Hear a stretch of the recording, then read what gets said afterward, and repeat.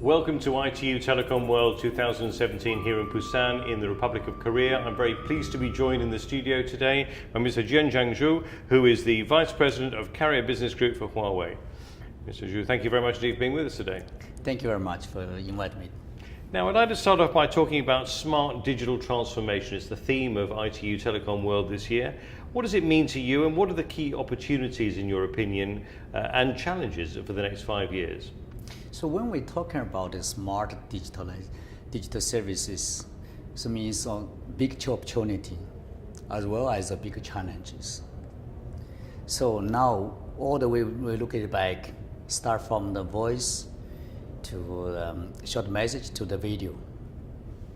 This is called digital services. Of course, it's cloud services. IoT become the entry, and in the future, B2B, cloud B2B, even the mobile payment, now it's everywhere you can say. So the smart digital transformation has become a very, very economic and very society. So behind that, also we need to think about the network transformation, architecture transformation, and also maintenance operation transformation. Okay, all the digital services based on the architecture network side. But look at the figure, I give you a figure. So now, so far, we have more than 2 billion people no cell phone globally. More than 3 billion people no access to internet. More than 1.1 billion households no broadband. So one side we talk about the smart digital services, another side we have a very weak infrastructure. So what do we do? According to the Huawei GCI, we found the front runners in this year, the GCI increased by 4.7 points. The adapter, which is between, is around 4.6 points. But let's look at the starters, just like 2.4. The digital gap and digital divide is become bigger and bigger. So we say the digital divide has become digital chasm, which is called the Muslim effect. So rich become richer, poor become poor. So all the government and also decision makers and also the stockholders, we have to think about how to build very strong ICT infrastructure to enable the digital economic growth. And in terms of, we talked about it a second ago there, national broadband networks, what's the significance of them in emerging markets? Actually, the national broadband is a cornerstone, one of the cornerstones of the ICT infrastructure. And is one of the enabler of the digital economy, and also can bring up the national competitiveness. According to ITU research, we found only 10% of the home broadband penetration can make a contribution to the GDP by 1.3%, as well as employee rate by 3 or 4%, productivity rate by maybe 5 to 10%. So ICT is a cornerstone of the economic growth. So far, more than 150 countries has made their own ICT plan by using the policy and the capital investment and the incentive taxi to inspire and more investment and more investor come to the sectors. And what are the main challenges, in your opinion, to developing national broadband networks in emerging markets? We have a lot of challenges, otherwise we have very good results, you can say. The emerging market, the population is almost 70% of the global population. The number of households is almost 60% of the global households number. But look at the home broadband penetration. The globally in emerging market is less than 15%. In some countries, even less than 5%. If you look at developing countries, more than 40%, maybe 60%, something like that. So the gap is still there. The market is there. But what is the challenge? I think the number one is the cost. The cost is too high. Nobody is going to invest. If you are an investor, whatever in technology investor or government or some private sectors, you have to think about how soon and how quick take back what you invest. If the ROI, we see return of the investment is too high, more than 10 years, nobody's going to invest.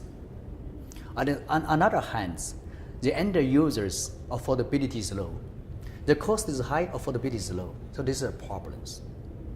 So how to solve the problems? Let me give you an example. For the site acquisition and ROW, right away.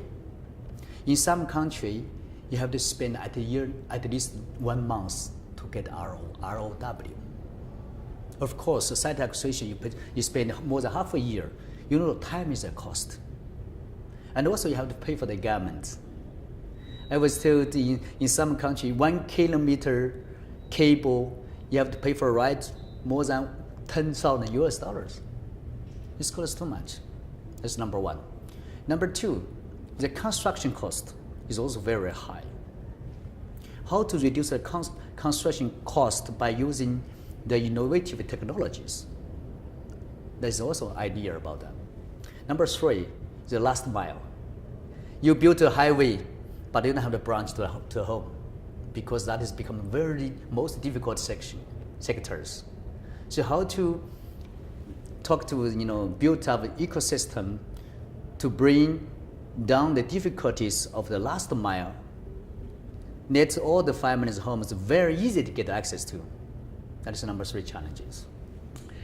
Developing broadband calls for collaboration across the ecosystem. I wanted to ask you, how can we achieve a win-win through policy, regulation, and infrastructure synergy? And the first one, I think, the mindset. So we have the same target to bring up the home broadband penetration. Maybe if government, maybe the regulators, investors, all the participants, we have the same target. So how to work together? I think the government, you have to have a very good policy to create very good environments. At the same time, you can use also the incentive taxi to inspire or involve the investment to come together. That's number one from regulators and from the government policy. Number two, the government also have to think about how to create a policy to open the public facilities. A lot of public facilities, a lot of government utility, we call the silent assets, cannot be used by the ICT sectors. So if we can open that to the ICT sectors, get all the ICT players to reuse the existing resources, we save a lot of cost and time. That's number one. Number two, the operators itself, because you are investors, also you are thinking about how to cooperate with another players. For example, operators cooperate with electricity companies and power companies, and also the gas pipe companies, because they already have the resources, just like fiber and the sites and the power and the supply. If you cooperate together, work together, you make the business more easier. Number two. Number three, okay, just like vendor, just Huawei. Also, we think about how to develop very innovative solution to reduce their cost and make the internet life more easier. And finally, what's the value for you of events such as ITU Telecom World 2017? And do you have a key message that perhaps you'd like to impart to our participants here?